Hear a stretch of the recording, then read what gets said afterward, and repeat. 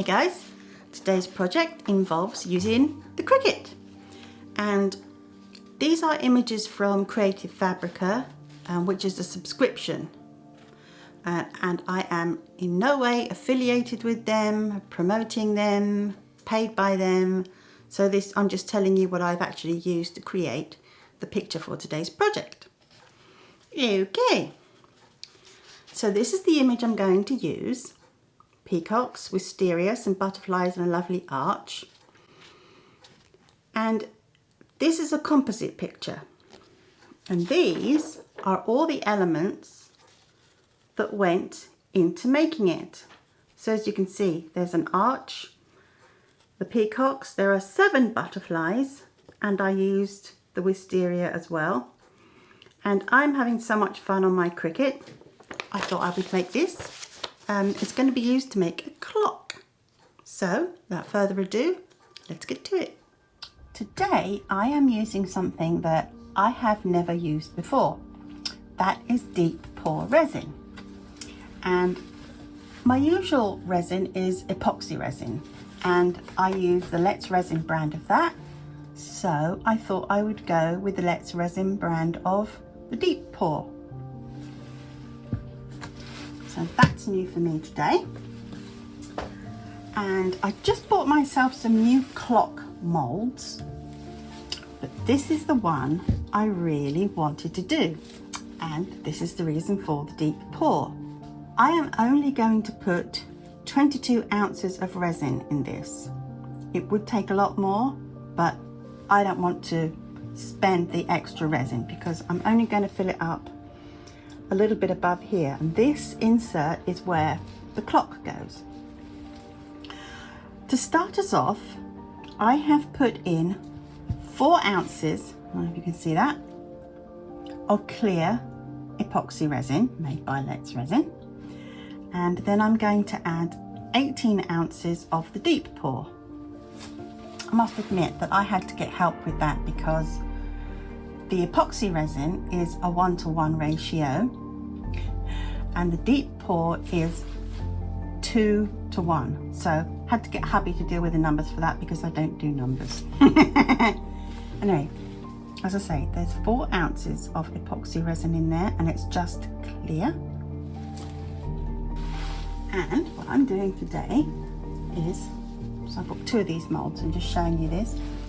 This is a mock-up of what I'm doing. I've used my Cricut printer, made myself a design. I don't know if you can see that, it's kind of away from the front, but it's peacocks and butterflies. There's wisteria here.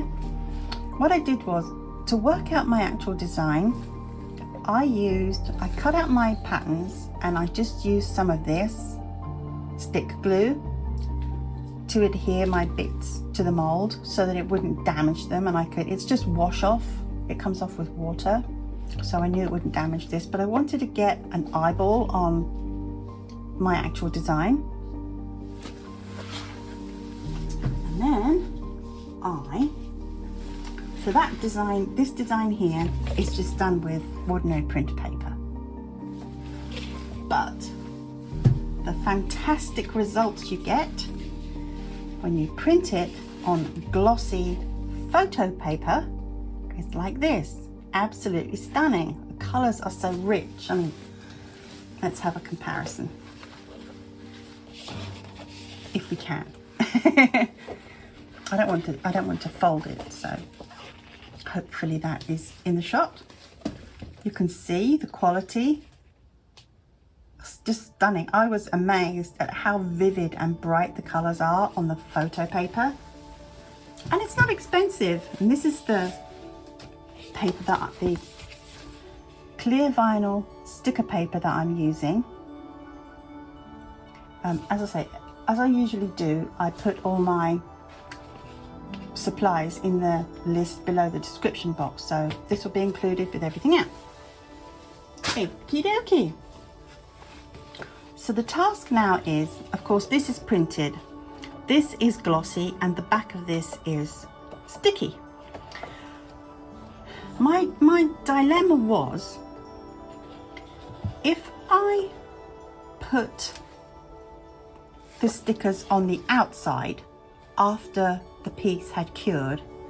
You know, for instance, say this was my piece and I'd had it cured and I took it out of the mold, and then I put the stickers on the top and then put a doming layer over it.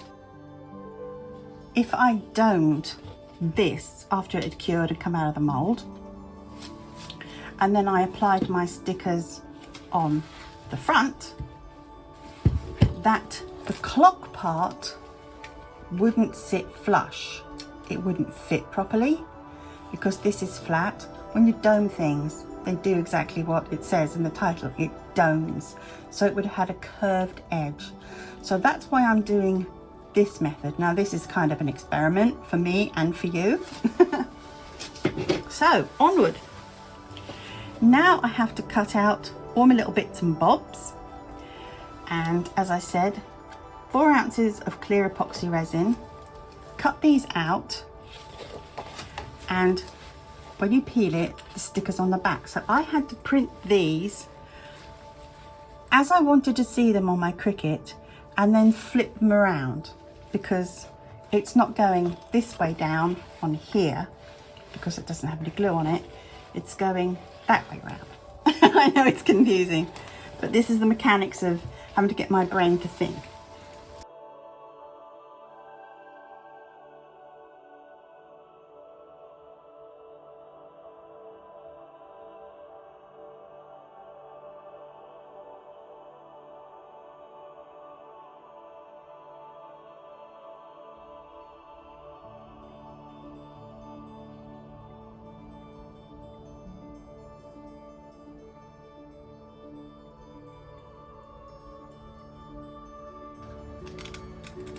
All right, now that's our basic size. So this is more or less the middle of the design, and the clock will fit over there. And what will happen is when I put it on the in the insert, it will come over the edge just a little bit like that, but you'll still see the arch, hopefully. Then I have to cut down the base a little bit.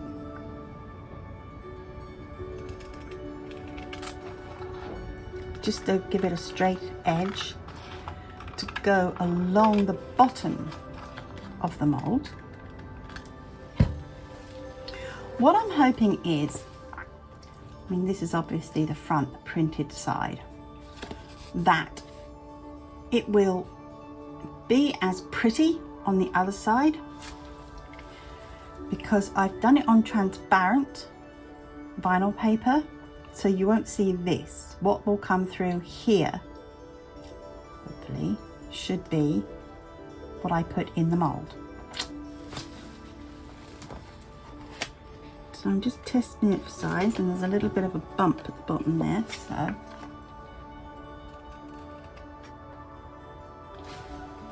just trying to get a flat edge.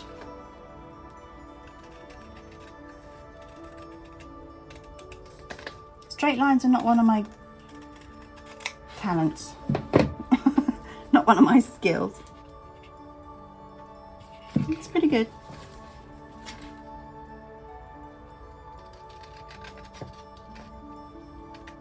The other thing is, never cut your paper over your project because it will get in there, you won't notice it, and it'll be entombed forever in resin. So cut off to the side.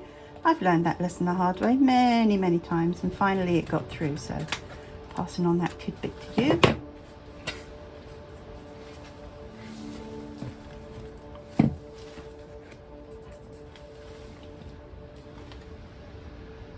So that's a pretty good fit. Cut that a little bit straighter. Right, so cut that down. It fits quite snugly on each side. In fact, I could maybe trim that down. I think that'll be okay. And as you can see, or maybe you can't, it's not actually touching the top. I don't want to disturb the resin inside. Pull it away from the edges. So that is the main part. Now here comes the challenge. Not to get it stuck down too well and not to be able to move it.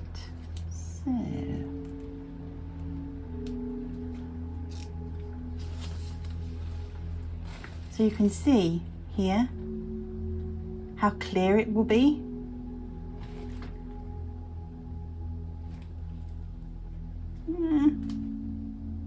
I don't know.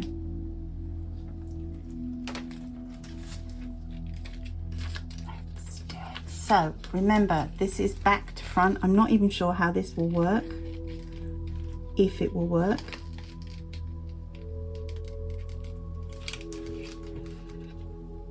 Put it into the corners.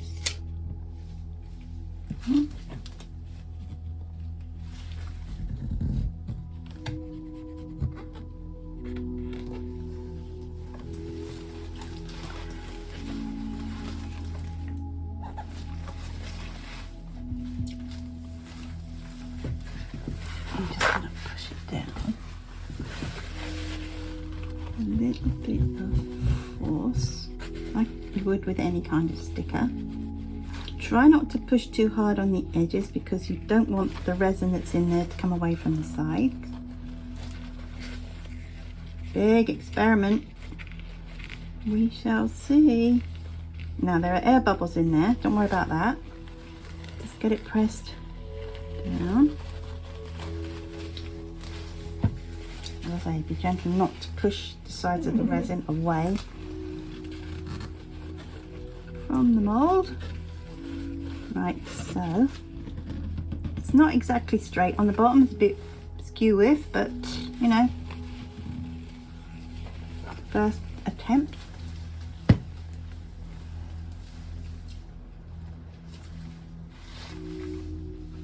And for those of you that have seen me do the temporary tattoos in resin, this little trick will apply. Pin or needle, and where you have air pockets, very gently put a couple of holes in,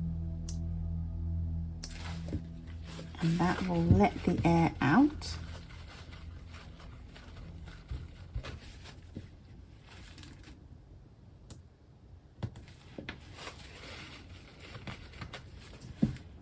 See there, the bubbles going down.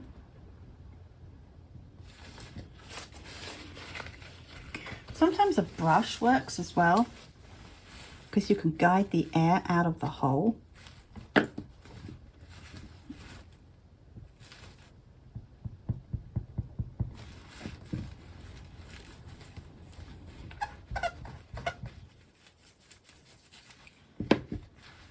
I'll just keep going to keep going over this, so I won't make you watch all of these.